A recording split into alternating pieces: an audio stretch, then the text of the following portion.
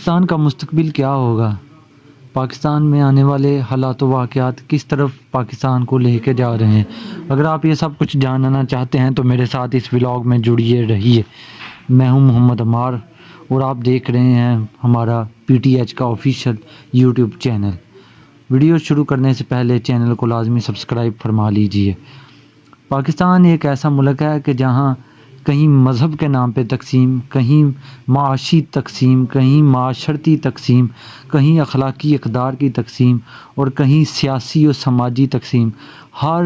حساب سے ہر لیول پہ، چھوٹا لیول ہو کہ بڑا لیول ہو، چھوٹی غریب لوگ ہوں یا امیر لوگ ہوں، وہ برادریوں میں تقسیم ہو یا صوبوں میں تقسیم ہو، اتنی تقسیم کہ تقسیم ہی تقسیم آپ کو نظر آتی ہے۔ ایسی صورتحال میں ملک میں پہلے کبھی بھی ایسی صورتحال کا ہمارے ملک پاکستان کو سامنا نہیں تھا کرنا پڑا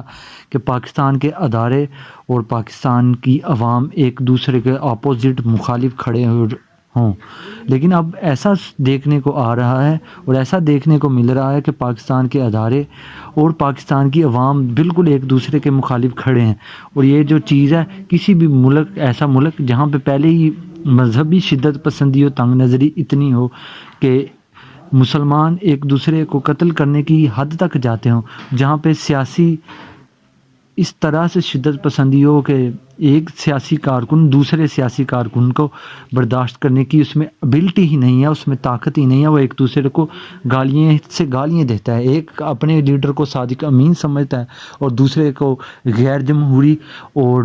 بد کردار و جھوٹا فسادی اور پتہ نہیں کیا کیا جو ورڈنگ ہوتی ہے ایک سیاسی کارکنان دوسرے سیاسی کارکنان کے لیڈر کے لیے استعمال کرتا ہے۔ ایسی صورتحال میں اور ایسی سچویشن میں جو کنڈیشن پاکستان کی بن چکی ہوئی ہے، تو ایسی سچویشن اگر رہی تو ملک زیادہ دیر سروائیو نہیں کر سکتا۔ میں بہت گہرے دکھ کے ساتھ یہ بات کہہ رہا ہوں، بہت کہتے ہوئے پریشانی ہے کہ کسی بھی ملک کو اگر تباہ کرنا ہو تو ادھر فساد کرنا ہو تو ادھر آپس میں اس ملک کی جو اکائی ہوتی ہے، اس ملک کی جو متحد چیزیں ہوتی ہیں، عوامل ہوتے ہیں، ان کو میں آپس میں ایک دوسرے کو لڑا دیا جائے۔ تو یہی صورتحال اور یہی سب کچھ پاکستان کے ساتھ ہوا کہ ہر بندے کا دشمن بنا دیا گیا اور ایک دوسرے کے ساتھ لڑا کے اور صورتحال یہاں تک پہنچ گئی کہ ملک پاکستان کے ادارے اور عوام ایک دوسرے کے مخالف کھڑی ہو گئی۔ اور ریسنٹلی جو بھی صورتحال ہے، میں پاکستانی ہوں، میرے سیاسی لیڈروں، میں آپ سب سے التماس کرتا ہوں، میں اپنی عوام سے گہرے دکھ کے ساتھ کہتا ہوں، میں اپنے فوج کے سپاہ سالار جنرل عاصم منیر صاحب سے کہتا ہوں کہ اگر پاکستان کو بدلنا ہے، اگر پاکستان کو